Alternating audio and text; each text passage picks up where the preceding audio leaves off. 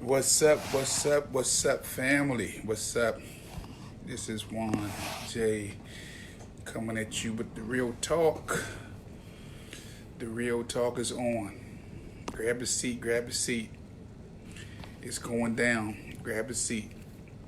I told you I was going to come back today, on yesterday, to deal with this 1866 Civil Rights Act, which will be heard tomorrow in the Supreme Court.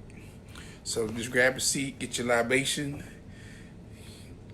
get your water, whatever you're sipping on. But we're going to have to talk. Got to have this talk because, again, it's a lot going on today. There is a lot going on tomorrow, and I need to bring you up to speed as to what is going on today, what's going on tomorrow, and what we need to do as a collective. So again, do your watch parties. If you want to reach me, you know what I do. If you don't know, if you're new to the show, you can reach me at juanjohn29@gmail.com. That's juanjohn29@gmail.com. I did not put no music on today. What's up, Teresa? What's up, Sierra? Sierra, I need you to give me a call. Wait, I need you to give me a call. You get my number, okay? Gambino, what's up? Mona, Teresa, John, Carla. Everybody's in the house, and soon those two come. Look here. I'm going to open this up too. I'm going to open this up. You want to do a split screen, want to come with me? You can come on in. I think we need to have this conversation. And the conversation is this. The Civil Rights Act of 1866. Full disclosure, I'm not fearful. I'm not scared. I'm just not scared. I'm not fearful, and I'm not scared. Because I come from a good stock of ancestors. I come from the Harriet Tubmans. I come from the Frederick Douglasses. I come from the Ida B. Wells. I come from the, Mary McLeod Bethune. I come from the Rosa Parks. I come from the Coretta Kings, the Betty Shabazes. We come from the Sojourner Truths, the Juanita Williams Johnsons, the Rebecca Witherspoon Johnsons. The stock I come from is good. So if you know your lineage, you know your heritage, we don't really have to be fearful about the Supreme Court case of 1866, which will be heard on tomorrow, that Comcast has decided to, take Byron Allen to court for. Now, if you've been keeping up with the news, if you've been keeping up with my page, I posted a lot of articles about this 1866 Civil Rights Act. Okay.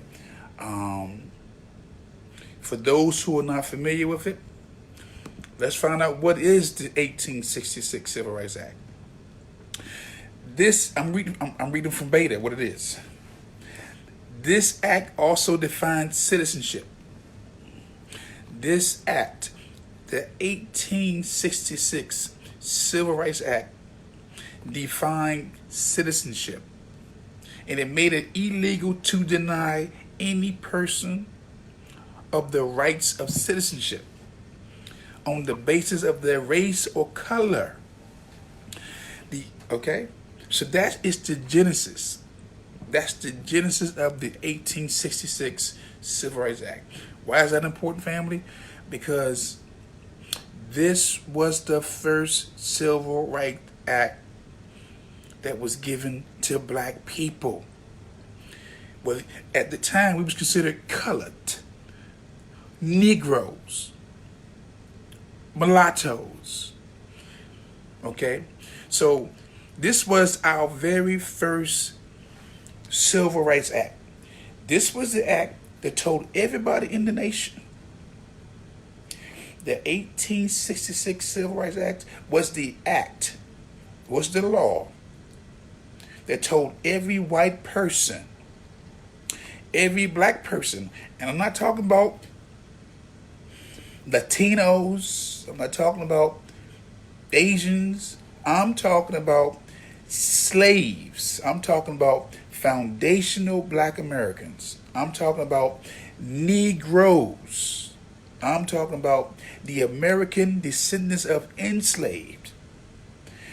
Get out your head 21st century. Let's apply 18th century law to the 18th century people. Okay? So again,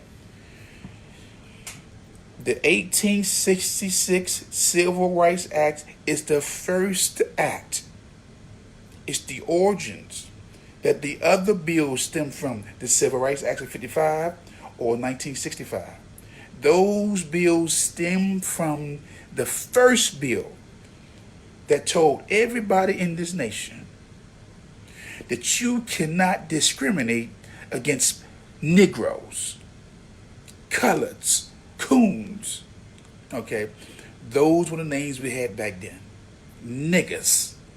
Okay, now our terms has evolved to being black, African American, minorities. Back then, you wasn't no minority. You was black. You was a nigga. Negroes. Okay? So the 1866 Civil Rights Act that the Supreme Court will be hearing on tomorrow, because Comcast, who is a subsidiary of NBC, Universal, NBC, the station, Time Warner, okay, and Focus Feature. Focus Feature is the parent company that produced that Harriet Tubman film. Okay, all these characters right here have been very silent on this case that will be read and held before the Supreme Court on tomorrow. So a lot of people, I don't know. Well, I've been chasing the news. When I say chasing, I've been what's that? Surfing the channels, surfing the news, and seeing what are they talking about, what's being talked about. And every time I turn on the news, everybody right now is talking about DACA or the Dreamers. DACA or the Dreamers. And actually DACA, DACA, had a hearing before the Supreme Court on today. So for those who are not familiar with what DACA is, let's find out what DACA is. DACA is called the Deferred Action for Childhood Arrivals. The Deferred Action for Childhood Arrivals. What does that mean? I'm glad you asked. DACA is an American immigration policy that allows some individuals with unlawful presence in the United States. They allow unlawful people to come to the United States, okay? After being brought to the country as children to receive renewable 2-year periods of deferred action from deportation and become eligible work permit citizens. So DACA, the genesis of DACA is we have to look out for, no, not we, that they're fighting for, let's look out for individuals who are here illegally. That is DACA. That's DACA. So right now, in the Supreme Court on today, which I really believe that Trump's going to overrule DACA from the Obama administration, they're going to lose it. Because he's been pushing the wall. He's been pushing come through here legally. Okay? So DACA is going, I just believe DACA is going down. But you're hearing today that most of your senators, congressmen, congresswomen, I'm seeing hearings, I'm seeing press conferences. I just saw the video with Chuck Schumer with a rainbow coalition of illegals behind him pushing this DACA. And mind you, my question to all my DACA supporters, all my dreamer supporters. What is a dreamer? Let me do the dreamers first. The dreamers. The dreamers. Here's the dreamers. The Dream Act. Unlike DACA, the Dream Act, okay, would provide current and former and future undocumented high school graduates and GED recipients a 3-step pathway to citizenship through college, work, or armed services. This is the dream. This is the Dream Act right here. It promises current, former, and future undocumented high school graduates and GED recipients a 3-step process to become citizens. So what we're seeing in the news the last year or so is our elected officials going all in for undocumented illegal immigrants. And they're doing nothing, saying nothing for foundational 1866 Civil Rights Acts foundational black people. And I want them come tomorrow, and I'm serious about this. I need, before the DACA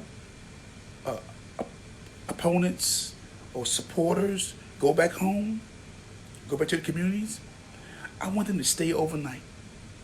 Stay overnight and head right on down to that Supreme Court and have that same energy for illegals, undocumented immigrants as they have for what's about to take place on tomorrow before the Supreme Court, that the 1866 Civil Rights Act could be eviscerated. Okay? Now watch this. And this is important, family. This is important. You know, people may think that I'm trying to be divisive or divisive when I say I want for black people, I want for foundational black Americans, I want for American descendants of enslaved or slaves, whatever you want to call yourself. I want for Native African Americans. I want for coloreds. I want for Negroes. I want for us. You know why? Because everybody from the minorities, from the people of colors, from the DACAs, the dreamers, everybody rides on our successes, our struggle, our sacrifice, and then they give us nothing. I posted today, maybe about an hour or two ago, the silence from DACAs and dreamers is deafening. Because we got a case on tomorrow. This 1866 Civil Rights Act, it affects everybody. But I'm not seeing none of my Trinis, my Caribbeans, my West Indians, my Jamaicans, my Asians, my Hispanics using that same energy for their immigration pieces as it is for our piece. Now I know damn well I ain't wrong. I'm not wrong. Watch this. Family, there is a Hispanic caucus. And the silence from the Hispanic caucus is deafening. There is an Asian caucus. Okay? I don't hear nothing, no support from the Asian caucus. Let me look this up. Because y'all don't, maybe you don't believe that there's an Asian caucus. Maybe you haven't been told that there's an Asian caucus. But family, there is an Asian caucus. There is an Asian caucus. I just had it. Where's it at? It's moving slow. Oh, there it is. Just type in Asian Pacific American Caucus. Asian Pacific American Caucus. There is an Asian Pacific Caucus that deals with Asian issues. What is Asian issues? Koreans, Chinese, Japanese, Vietnamese. They deal with Asian issues. Just type in Asian Pacific American Caucus. It's called CAPA. CAPAC. Most you never knew that was probably an Asian specific or Asian Pacific American Caucus. Because y'all get caught up in these terms of people of color, minorities, and we all the same. Hell no, we not all the same. If we was all the same, we would only need one caucus. Like what we have, the Congressional Black Caucus, which consists of all these other caucuses. But these other caucuses have their own specific caucus. Do you hear me? Do you hear me, family? You better start developing some self-pride. Okay? And I know why we do what we do. Because I'm about to put the blame right on the church. We all this in this family piece, and we all family. But we all also have specific issues, specific concerns, very specific concerns for our people. Now watch this. The purpose and mission of the Asian Pacific Caucus. The Congressional Asian Pacific American Caucus is comprised of members of Congress of the Asian and Pacific Islands descent, and members who have a strong dedication to the promoting of the well-being of Asian Americans and Pacific Islanders. Okay?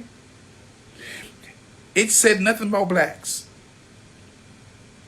It said nothing about Hispanic. It said nothing about Italians. It said nothing about Germans. It says we have specific well-being for Asian Americans and Pacific Islanders. Do you hear me? Now that is the Asian caucus. Let's go to the Hispanic caucus. See what their concerns are. Okay? What's this? Oh, there you go.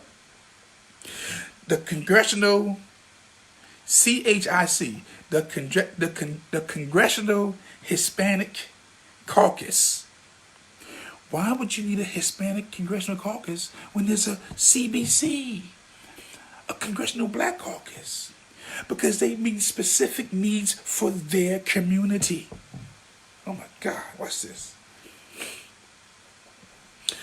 For 40 years, the Congressional Hispanic Caucus has forged a critical pathway to develop the next generation of Latino leaders, creating transformational and lasting impact on Latinos and their communities. Okay? We're talking about these are specific caucuses, family. Well, let's go to the Congressional Black Caucus. Because I'm on the website. I'm actually on the Congressional Caucus's website. I'm just reading you who they are, what they stand for, what they're about. So watch this. What is the Congressional Black Caucus about? Let's see. Since its establishment in 1971, the Congressional Black Caucus has been committed to using the full constitutional power, statutory authority, and financial resources of the federal government to ensure that African Americans, it did not say minority, it did not say people of color, it said a specific group, African Americans. Okay? Then they slide in other marginalized communities in the United States have the opportunity to achieve the American dream. But stop right there. They're talking now. This is the official page of the Congressional Black Caucus and who they are, what they're about, and what their mission is. When I read to you about the Asian caucus and the Hispanic caucus, they did not mention not one. They said nothing about specific needs for African Americans or black people, because that's not their concern. That's not their concern, family. And you better wake up. You better wake up and stop using all these broad and ambiguous terms.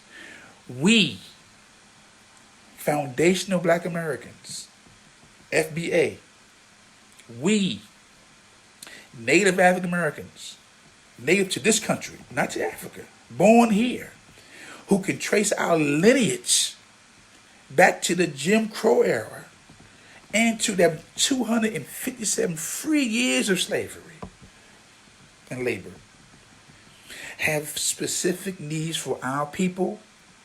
And just as the Asian caucus and the Hispanic caucus, they are unapologetic in the needs for their people, we should be the same way. So when I come to you very specific about our needs, our concerns, about taking some self-interest in ourselves, self-pride, you know what I'm saying? Black economic power. People say, why you gotta be black? Why black this? Why black that? Do you ask the Asians why they say, why Asian power? Hispanic power? They have political groups with specific intentions for them family. Okay? So look, again, tomorrow, Comcast, parent company,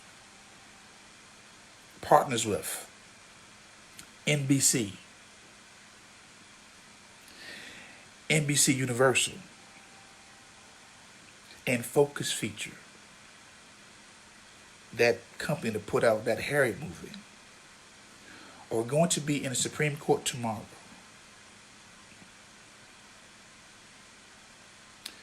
having oral arguments about why they should legally be able to discriminate against black people or against everybody. Okay?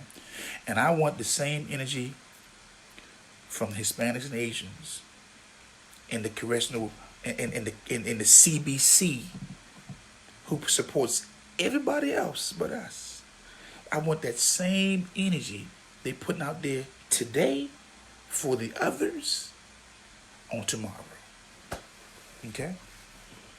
So I'm passionate about this family because I think, again, I don't fear what happens, because look, foundational black Americans, native African Americans, on some of y'all's birth certificate you call colored. Some of us are called Negroes. We are the strongest group of people in the world, hands down. There's no other group of people in the world like us, period. We are the only group of people in the world who have shown the whole world that it's possible to coexist with your oppressor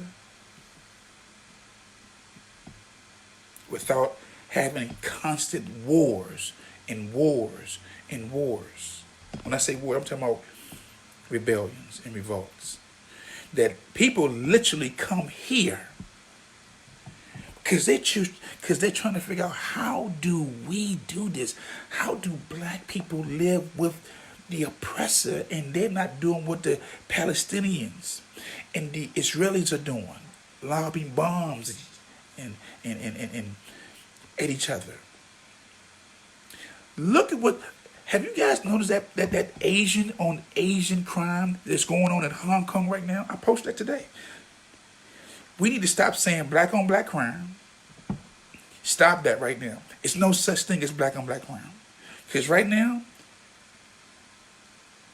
They just showed a video the other day of a Hong Kong police officer shooting a citizen point blank. They've been protesting the last 2 months now. China wants Hong Kong back. But nobody's classifying that violence as Asian on Asian, like they do ours, black on black. I don't use that black on black. It's a fallacy. It's a code word in the system of racism and white supremacy. So don't come to me with no black on black nothing. If you're not going to deal with that Asian on Asian crime that's going on, and that Latino and that Hispanic on Hispanic crime. Okay? Watch this. Do you see, have you seen the national or the local media refer to those Mexican killings in Mexico, those cartel killings as Hispanic on Hispanic crime? Huh? Do you? No. They only label black people as black on black crime. You don't hear no white on white crime. White folks are killing folks. White folks are killing white folks every day. There's white folks are killing more white folks and black folks are killing more black folks. But we don't control the media. So when you don't control the media, you don't control the narrative. Listen to me, family. And this is where we've gone wrong with Generation X. With the boomeringers, the boomers, I don't know. We being 14% of the population, which is a good 45 million. Let's say 47. Okay. Don't own 14% of the resources. Don't own 14% of the shopping centers.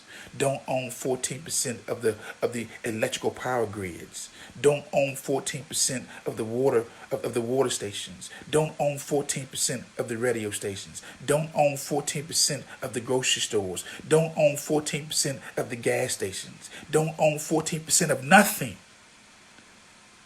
We've been sold a bill of goods on we have spending power. We're consumers. What do you do with consumers who don't add to the economy? All they do is take. You get rid of them.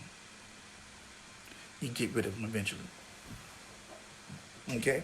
Watch this. Let me say this. The black community's greatest enemy right now, one of them, is AI. Artificial intelligence. Because with AI, with these factories, with these computers, they no longer need manual labor. The trucking industry about to get hit with these self-drivable trucks. These docks, these shipping docks, these distribution centers, these car manufacturers, everybody's going AI. And who's that going to hit first? Us. They're not creating jobs, family. Jobs, the only jobs that's really been created is service-oriented jobs. Maids,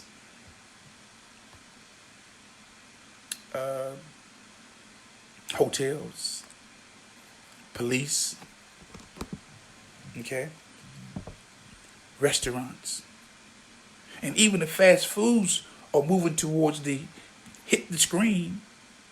Banks are going with, bankless tellers. Family, I don't know how to warn you what's happening. That old saying, go to school, get a good education, get your degree or your diploma, and the job is waiting for you, that day is over. It worked back in the 70s, in the 80s, in the 60s, because we had shipping, we had carpentry, we had electrical shops, we had wood shops, we had all those things. If you didn't have education, You can use your hands. Not no more. We have got to reinvent ourselves. We have got to go from, you know what? We have got to literally reinvent ourselves within ourselves within ourselves. We've got to start doing the same things that we want others to do for us. What is that? You're going to have to start taking over the landscaping businesses again.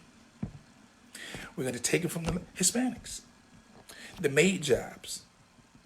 You got to take them back. Watch this. How is it that people with no English, no connections, no family can come here with no education and go from creating their jobs to sending money back home to being the boss and taking over our neighborhoods? I mean, think about the neighborhoods that used to be black. That used to be like, that's a black neighborhood. They're no more black. Latinos, Asians have taken them over.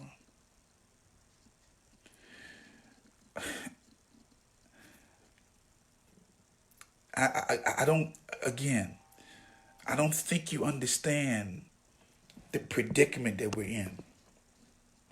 Because again, we always have these distractions. Television, radio, music, partying, entertaining, and not realizing that these laws is being passed. It affects not just me, but the next generation. And I know there is a generation gap. I'm 50. I don't think like a 60-year-old. I don't think like a 70-year-old. And those that's 40 don't think like a 50-year-old. I talked to Kia, my lock technician, did my hair yesterday. And Kia, if you're here to see this video, I'm putting you on blast. We had this discussion about, she's in her 30s. Kia about 35. She called me old. Old? What do you mean old? I'm 50 years old. That's old. I didn't see 50 as old. Jesus, that's old. You old.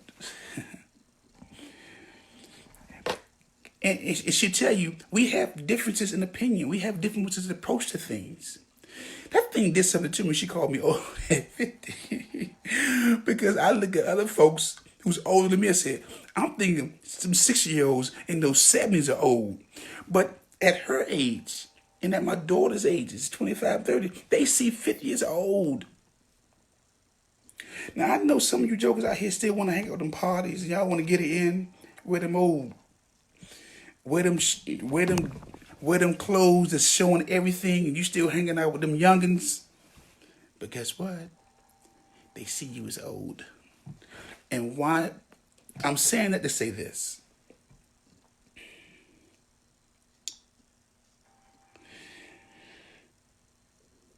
What I'm trying to do is leave a future for my children's children. I want to leave them something that was not left to us.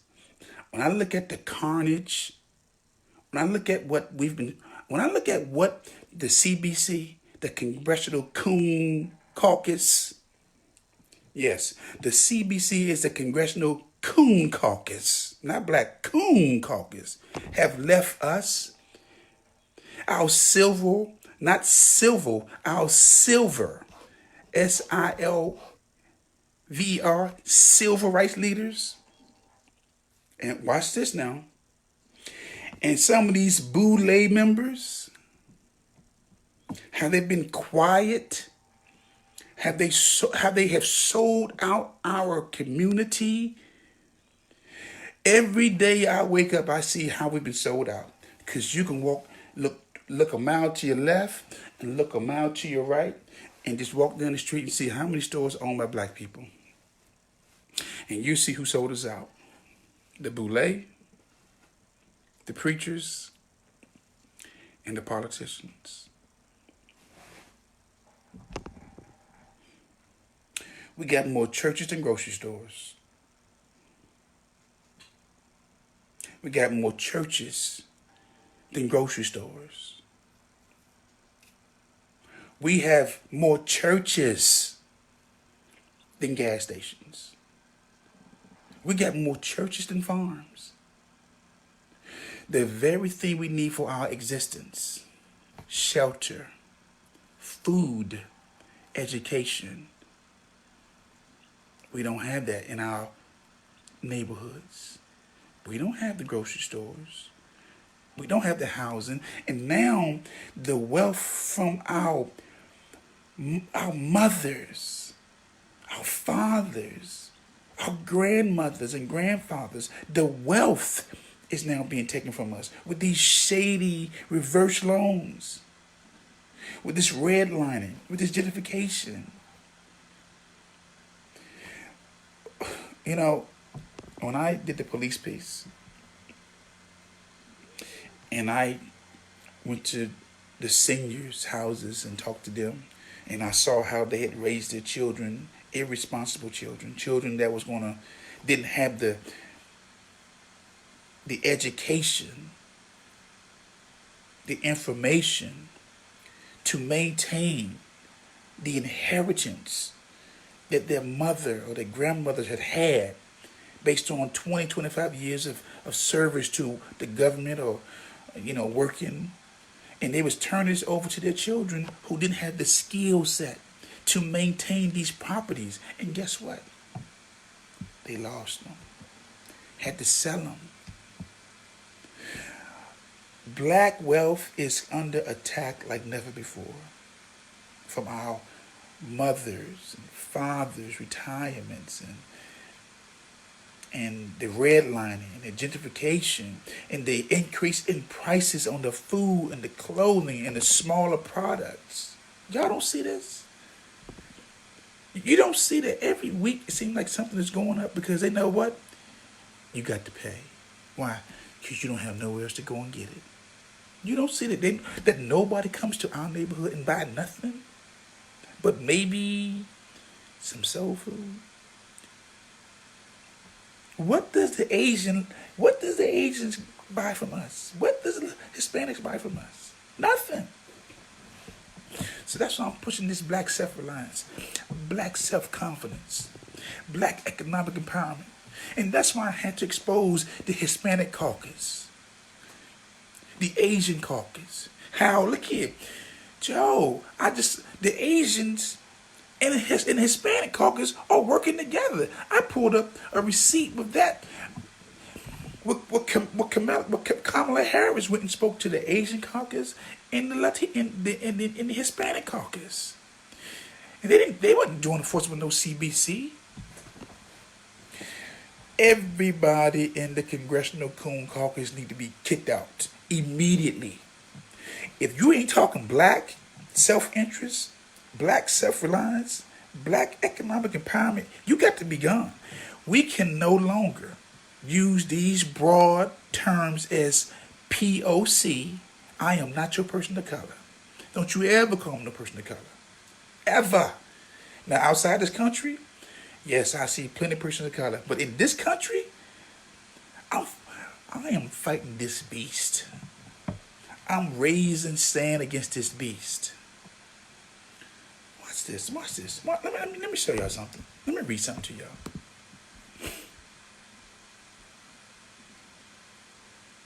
Let me read something to y'all. Because I think I'm going to read something out of Amos, the Bible. Give you some Amos. I think it's very fitting. Amos. If you have Amos 5 and 7. I'm gonna read something for y'all because this is where we are right here, and I'm throwing a spear directly at the heart of the pastors, the archbishops, the bishops, the elders, the ministers, the prophets, teachers, because they are the people. Listen to them. We're here today because of what pastor said, what my bishop said, and they put a lot of stock in these folks who have no vision, who won't speak against injustices. So watch this. Amos. Watch this. I'm going to read Amos. Amos 7 right now. Raw truth is never popular. Watch this. Woe to you who turn justice to vinegar and stomp righteousness into the mud. Do you realize where you are? You are in the cosmos, star flung with constellations by God. Okay? A world God wakes up each morning and puts to bed each night. God dips water from the ocean and gives the land to drink.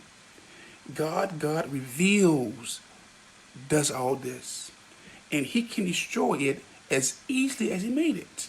He can turn this vast wonder into total waste. But watch this. People, this is the 10th verse, people hate this kind of talk. Raw truth is never popular. Watch this. This is 11th verse. People hate this type of talk I'm doing. Raw truth is never popular. But here it is, bluntly spoken, because you run from roughshod over the poor and take the bread rights of their mouths. You never going to move into the luxury homes you have built. You're never going to drink the wine from the expensive vineyards you planted. But I want to put more emphasis on this. People hate this type of talk. Raw truth is never popular.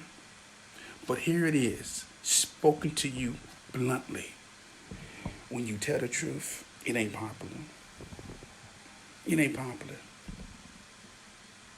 It ain't popular. You bully right living people, taking bribes right and left, and kicking the poor when they're down. Justice is a lost cause. Evil is epidemic. Decent people throw up their hands. Protest and rebuke are useless. Okay? I'm describing the times. I am literally describing the times in right now. Right now. Right now.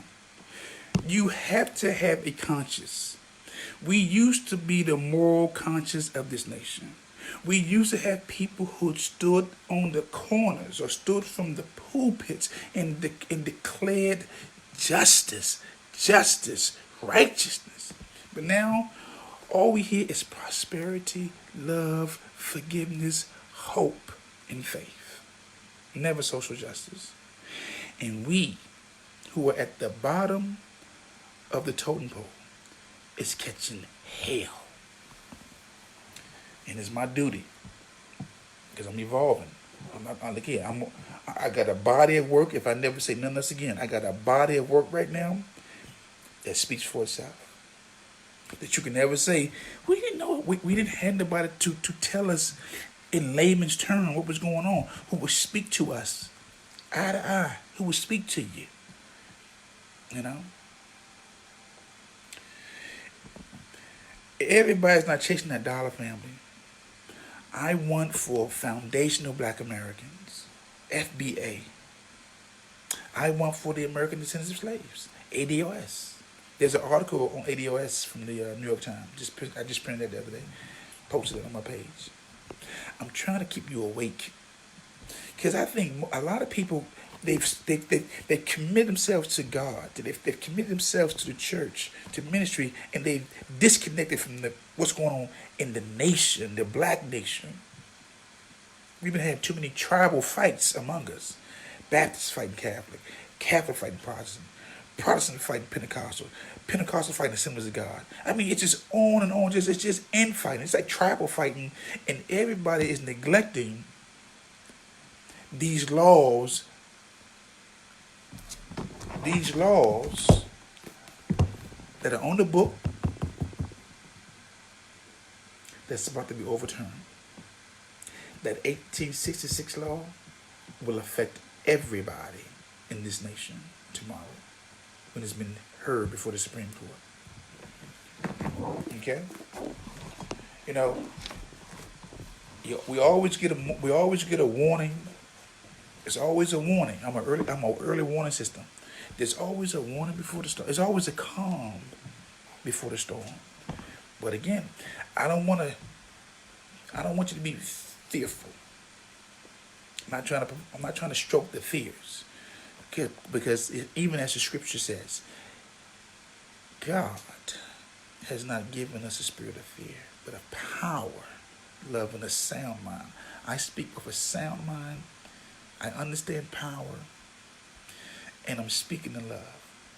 Whether you're white, whether you're Asian, whether you're Hispanic, whether you're Irish, whether you're Greek, whether you're German.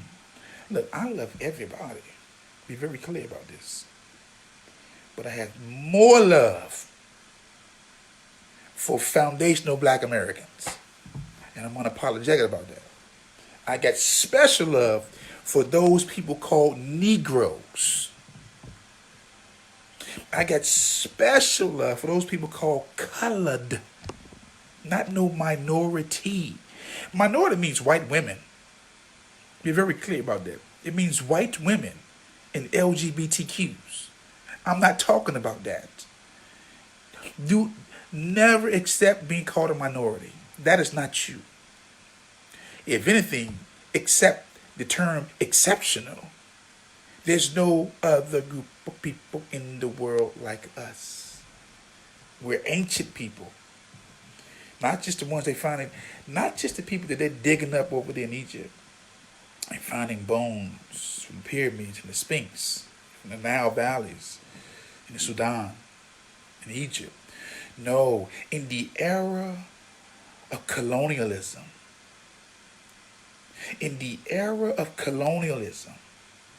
that spanned from the Spaniards to the Portuguese to the English, down to the Americas, we, Native African Americans, foundational black Americans, are ancient. Because we are the very reflection or the reminder of there was a time in this history where slavery was justified for 257 years, where Jim Crow was justified for another 100 years, and where unprovoked white rage, as we see today, is still justified. Where the 6th leading cause of death for black people, not minorities, not people of color, but for black people, is being killed by the police. So again, I didn't want to take up too much of your time, but I want to bring that to you. I wanted to bring that to you. I want to bring that to you, to the forefront, that tomorrow, if you can head down there to the Supreme Court and get you a seat, if you can go out there and you can protest, and for my Latino brothers, my Hispanic brothers, my Asian caucus, my Hispanic caucus, bring that same energy y'all brought today on them steps about DACA and dreams for illegals, undocumented. Bring that same energy for tomorrow. Because the days of foundational black Americans carrying the water for everybody else is over. It's over. We are now practicing black self-respect,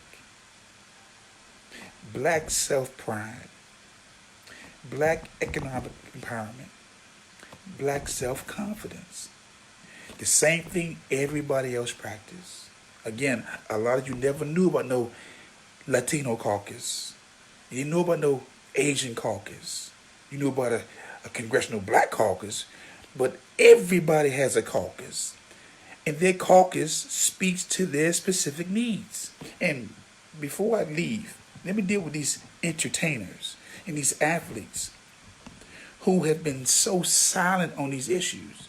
That's why I say this. Most of these folks out here, these entertainers and athletes, are just high-priced slaves. I haven't heard Steve Harvey.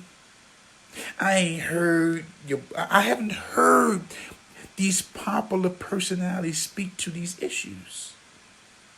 And I've already posted the article about Reverend Al Sharpton. and the money he took from Comcast to get that MSNBC contract. He ain't said nothing. The last time he spoke was in 2016, and I posted an article on Today from the New York Post where he took that money from Comcast to remain silent, along with the Urban League, Mark Mayel, along with members of the NAACP. You know what the beauty about social media, or the beauty about being in the age of information, is you can expose all these charlatan hoes. Charlatan and hoes. And a hoe is universal. Negroes, females, and males. You got some male hoes out there and some female hoes out there. And some church hoes. From the pulpit to the front door.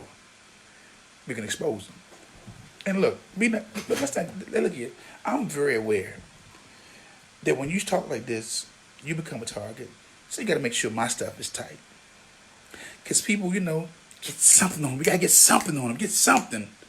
You can't be out here talking like this and folks don't figure, and it's not a target on you. I mean, the FBI did say we got to deal with BEIs, Black Identity Extremists, people who are pro-black. So look again.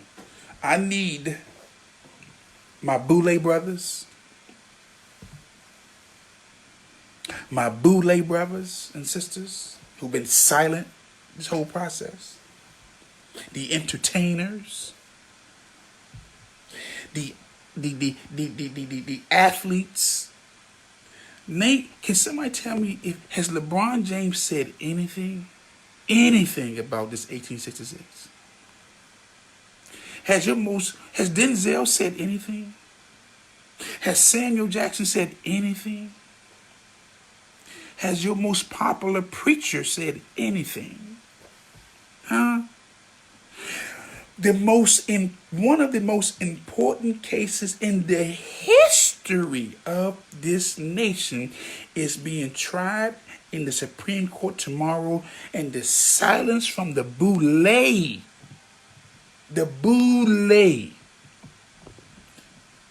the entertainers, the athletes, the Hispanic caucus, the Asian caucus, the Congressional Black Caucus. It's deafening. Okay? So again, family, I'll need you guys to tune in tomorrow and check out those energy levels for those people who want our support so bad. Everybody want our support. I mean, everybody want black support. But they don't support us. I need you to write down this name, Dr. Claude Anderson. Dr. Claude Anderson. Go to the Harvest Institute, which is probably our only black think tank in America, because we need multiple black think tanks, but we only got one. And get his books, Powernomics, Black Labor, White Wealth, Dirty Little Secrets, and Black History, 1 and 2, and The American Reader. Just go to him, Claude Anderson, type it in. You see for yourself. When you know your history, family, you remove all the mysteries. The only reason why I talk the way I talk, and I know what I know, because I'm doing the history. And when you know the history, you remove the mystery. Okay? So look, if anybody want to come on board and share, talk with me, the floor is open. We can have this conversation. I don't necessarily want this to be no monologue, because we need to have these conversations at home, at the bars, in our churches. We need to have these conversations, family. Again, that court case tomorrow is deep. It affects everybody. It affects you being discriminated against. It affects you being discriminated. It affects contracts. Okay? Now, look, again, I know Byron Allen right now is the face of this movement or this lawsuit. He's already won the case twice in the Ninth Circuit.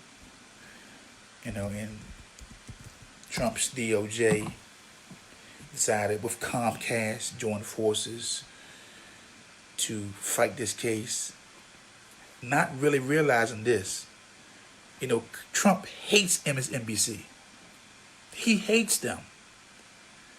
But Comcast owns MSNBC. See, one thing I know about white culture, it's never a permanent enemy or permanent friends. It's permanent interests. Never permanent enemies or friends. It's interests. Trump don't care nothing about MSNBC, but he will allow his DOJ to partner with Comcast to fight against the oldest civil rights law on the books for black people. 150-year-old law is being challenged tomorrow in the Supreme Court. And black folks should be having this conversation everywhere they go. At least talking about it. At least have some opinion on it. At least do some research on it. And again, that's what I say. You can no longer stop looking to your entertainers, your football players, your basketball players, your comedians, your actors. They are not your leaders. They are not fighting this fight. I ain't heard Will Smith say nothing. I haven't heard Denzel say nothing. I ain't heard Samuel Jackson say nothing. I ain't heard Forrest Whitaker say nothing. I ain't heard JC say nothing. Nothing. I ain't heard Kanye say nothing. The most important civil rights acts in the 21st century, 150 years old, has been challenged by the DOJ, by Trump's DOJ, who, with Kavanaugh just being elected, they got the fifth vote. They got the fifth vote with Kavanaugh. But don't be fearful. We have survived worse. The only people that's scared are the ones who forget where they came from. I flow in the spirit of Ida B. Wells. Look her up. I flow in the spirit of General Harriet Tubman. Hell, I throw in his name. I flow in the same spirit of the great, late John Brown. John Brown. John Brown. Due to history, John Brown was the one who actually caused the damn Civil War. He was the spark that sparked the Civil War. Was fully against slavery. Was a full abolitionist. Who contacted Harriet, said, come on up here. We need you. And she didn't go. Okay? This Civil Rights Act, family, it ain't gonna kill us, whatever they do. Because we built to live. We're built to fight. Watch this. And I need you to hear this very clearly. Because I don't think you understand who we are to the world. People come to America because of us. America would not be a good place to live if it wasn't for calm, cool, collect, foundational black Americans. Say this again. America would not be the place to be if it wasn't for us. We're the group of people who made oppression looks good. We blinging, we driving, we got the house, the cars. We make oppression look good, but we're still the most oppressed people on this globe. No matter where you go visit, no matter who you go see. Okay? When people come here to America, whether you're African, Indian, Arab, Caribbean, West Indian, when you come here, you come here for a dream that we created. The American dream initially was about free slave labor and free land. Come to America and get all the land you want. And we'll give you some slaves to till that land. And for that first 257 years, free slave labor and free land was given to white folks. That was the American dream. It's evolved to this picket fence, okay, and houses, and capitalism. It evolved to that.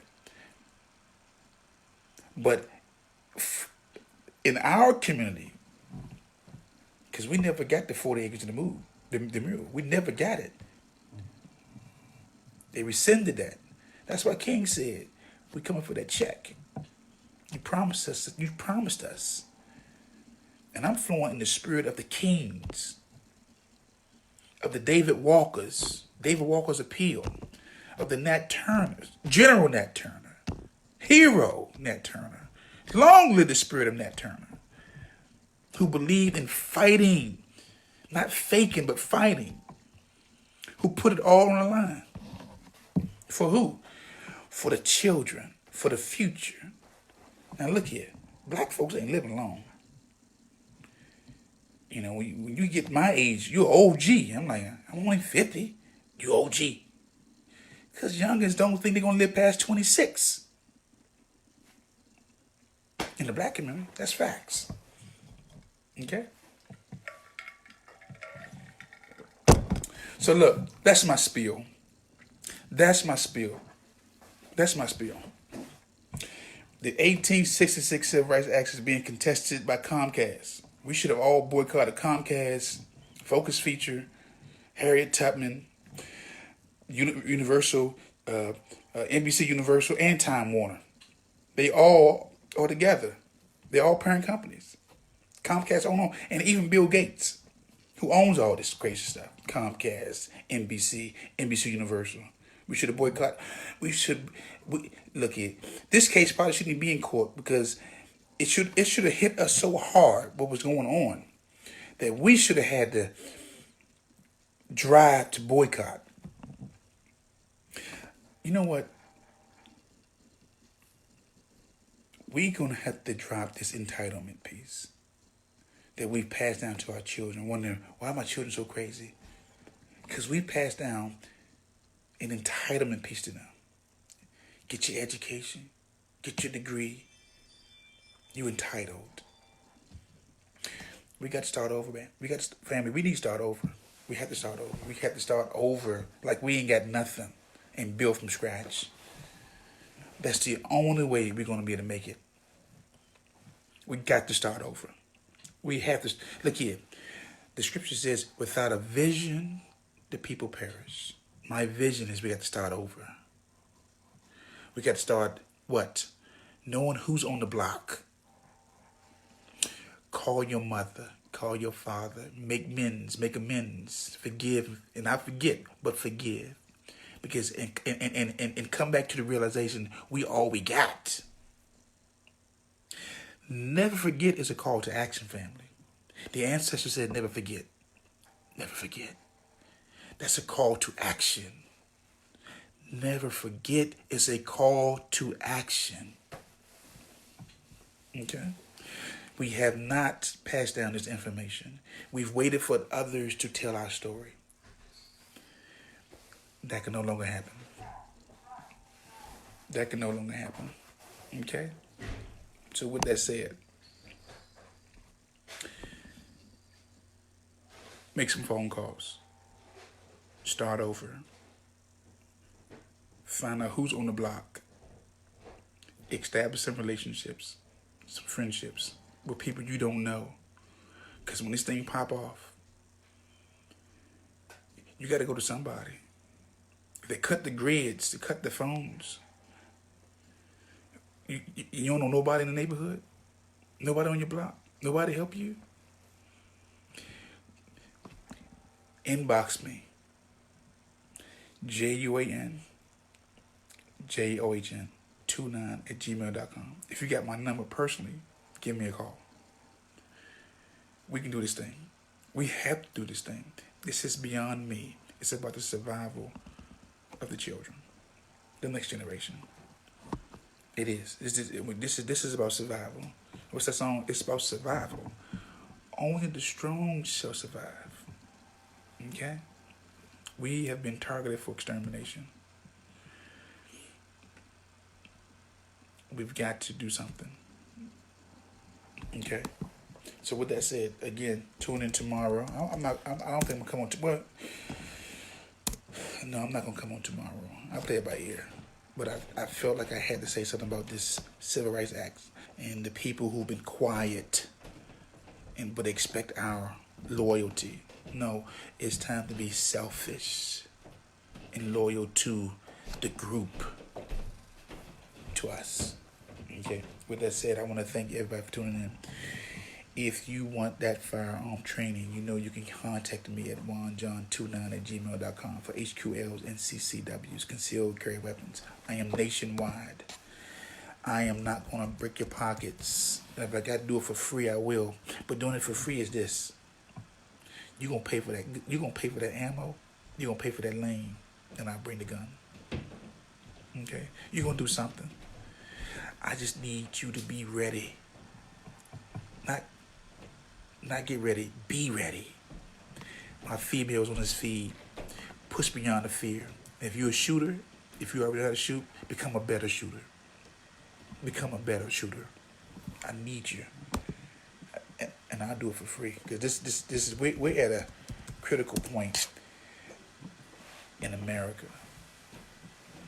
A shift is taking place. And we all we got. No more mean mugging. I posted Dr. Wilson's the 17 admonitions of Dr. Wilson. I posted that today. What was it yesterday? What we can do right now. Where's it at? Let me boxes open. See if I can pull it up real quick. We need to get on the same page. We need to limit our distractions. We need to cut that TV off.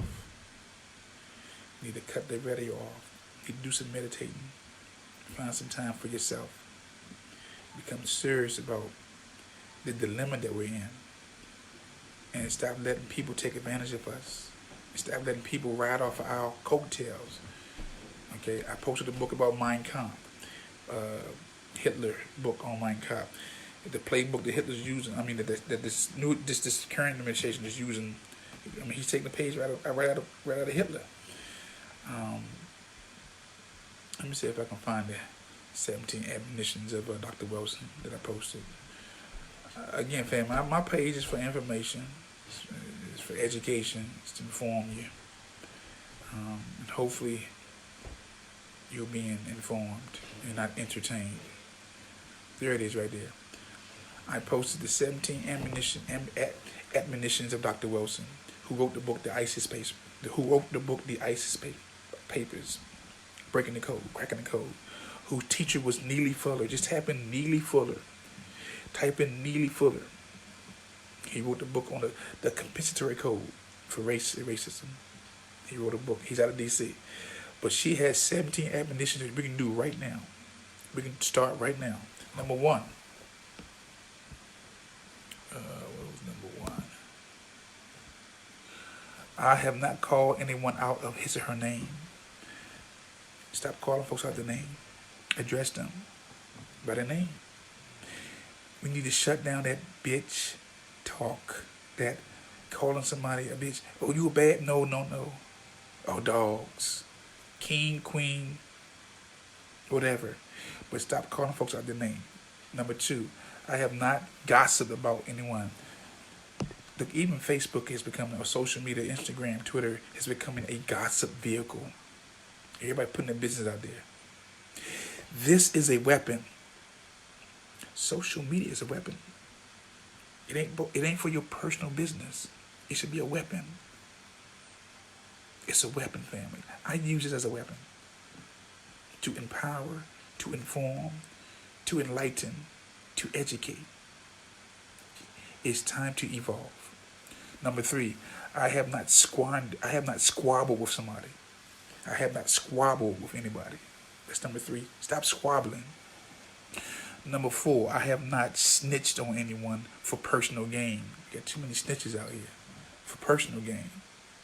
That's why we can't get together, because people stealing ideas and taking ideas and they snitching, on their own family members and co-workers. I have not cursed anyone. They lost their love, but guess what?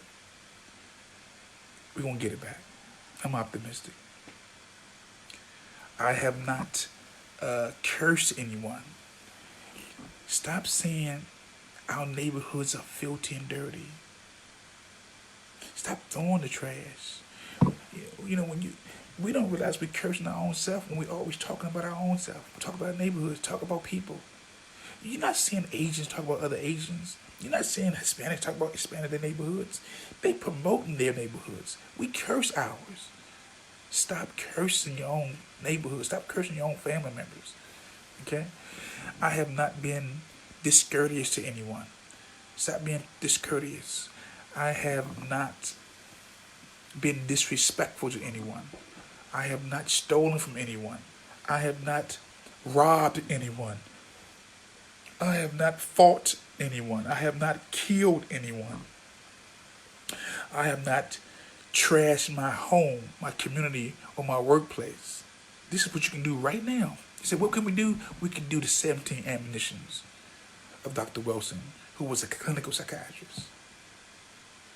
Okay? I have not used or sold drugs. I have not encouraged black children to think that they can be adequate mothers and fathers at a young age. Our children have babies having babies. Ain't ready for babies. Don't understand the cost of having these children. I have not encouraged others to believe that welfare will save them and have encouraged them to believe in prosperity. You need to come off the welfare. Welfare stifles your creativity because you become codependent on the system. Okay? I have not pretended that racism, white supremacy does not exist. Some of y'all, when I say thank God for Trump in the White House, I mean it. Because he has destroyed your illusion of inclusion. He's peeled back the scab of racism, white supremacy, and white nationalists. He's exposed the whole world that every institution, education, entertainment, the economy, labor, law, politics, science, health, religion, and war, every institution, at the core of it, at the root of it, they are practicing racism, white supremacy against us, and even marriage. Every institution, family.